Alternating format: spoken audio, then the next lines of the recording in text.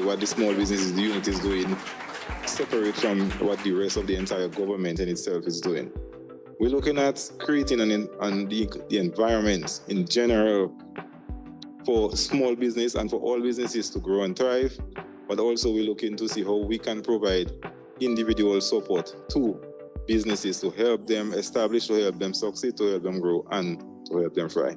So when we're looking at from the wider perspective, what is the government doing to encourage business development? What is the government doing to encourage the growth of existing businesses? And so we have to start off by looking at the capital projects that are ongoing and are being supported. I think we had a list demonstrated here. We have the major projects such as the International Airport, the marina being constructed at the Cabrits, the cable car being constructed in Loda. We have the geothermal plant being constructed. We have new schools, including the Technical Center of Excellence, being constructed. We have highways, opening networks, and so on. We have those under construction, and we have those in plan and with commitments already for financing, such as from the highway from the airport to Portsmouth. So we're creating the avenues, the opportunity. But then we, the locals, we, the business people, we have to see, okay, how are we going to place ourselves? How are we going to take advantage of the opportunities that will be created? If you're going to be having a marina, for example, in Portsmouth, a marina cannot succeed just by having a marina constructed. The business community, especially the people resident in the area, have to provide the supporting businesses that will enable that marina to achieve its objective, which is to make it attractive. More people will come into the Portsmouth area, more boats will park, and that in turn will have the spin-off impacts. We will need people to service those boats. We will need farmers to provide them with fresh vegetables, fruits, and so on when they are docked in Portsmouth. We will need people to be able to do maintenance, to clean the boats, to provide water, to do all the other necessary works on the boats themselves. We will need to have opportunities for the people coming on the boat to be able to eat. So you have to have good restaurants. You have to have good bars and so on that those people can come in on land and they can, participate and leave some money behind. We need to have the tourists, the tour guides, the taxi drivers. They will need to be able to take those people out to see our, natural resources and our various tourism sites. So we need to develop the tour guides. We need to have more taxis. So just by looking at one project, you can see how the business community, the entrepreneurship, we have to have those supporting businesses to be able to make those major projects successful and so on. So this is the macro environment, the macro look at it. And if you can bring that across similar to the international airport and so on. Obviously, like they say, if you want to have development and so on, then you must build the roads. So we're doing that as well. We're providing the supporting infrastructure to those major capital projects. If you're looking at our geothermal plant, one of the major things that any manufacturer will tell you, or hotelier will tell you, one of the biggest cost items will be the cost of energy. The geothermal plant is meant to reduce the cost of energy. That will make investing in various factories and so on more attractive.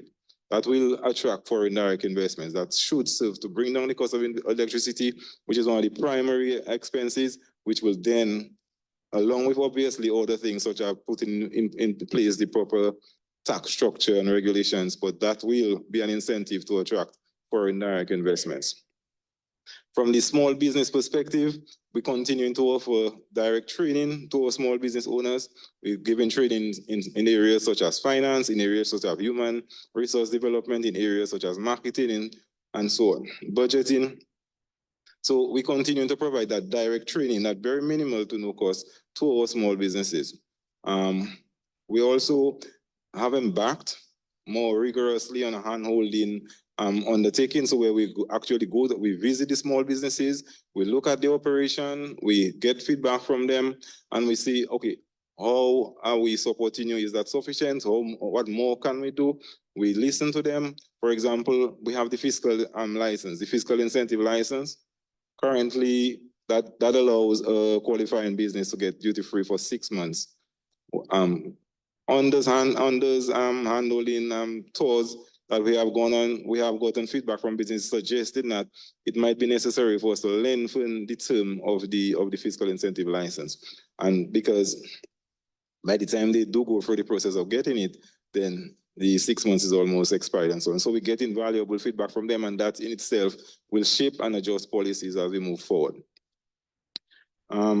We have the digital transformation project going on, where we have a serious undertaking to help digitalize small businesses. So businesses qualify for a grant where you can be able to move your operations towards more of a modern digitalized method. So manual things will be automated and so on, and that will help with both respect to increasing the output, increasing efficiency, helping maintain financial statements, helping you therefore be able to better position yourself to access financing at the standard financial institutions such as the aid bank and the other commercial banks. Speaking about financing, the government 2 years ago placed $2.7 million at the aid bank that will be able to on-lend to small businesses at very concessionary rate, 3%.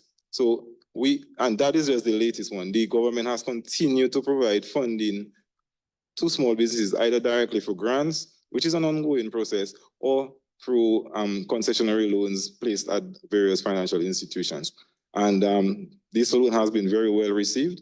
The last report I have suggests that over $25.5 million of the $27.5 million has already been taken in, so there was just about $2 million left. So the small business community has been very much attracted to that facility.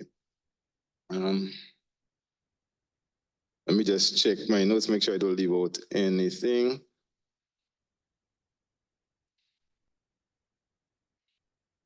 Okay, other assistance that we continue to provide at the small business. So we help businesses, for example, with registration, registering their business, navigating through these little things. A lot of people would not know much about the process, and so we give guidance on that.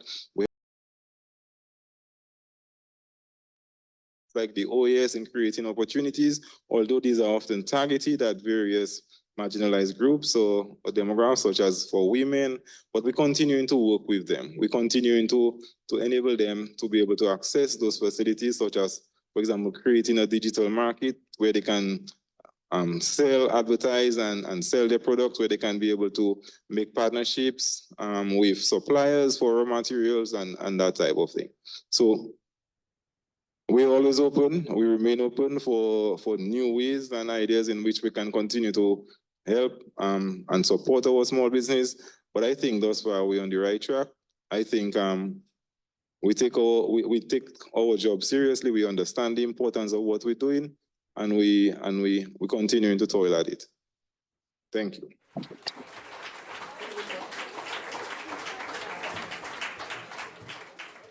Thank you very much, Honorable Pinard, for your extensive contributions within the Ministry of Labour.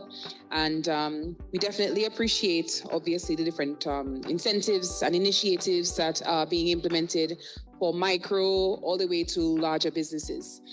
At this time, I'll invite Mr. Davidson or Anthony, Mr. Davidson Edwards, co-founder of